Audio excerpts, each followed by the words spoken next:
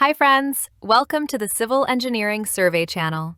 Today I'm going to show you how to add a station equation with elevation in profile view in Civil 3D. You can add a station equation in the alignment using the Station Control option. Just right-click on the alignment and select Station Control. You can apply the station equation at any chainage or station point directly from the screen alignment. Next, we will see how this station equation is automatically added and displayed in the profile view with elevation. So watch the complete video carefully to understand each step clearly. Let's start now. Good luck!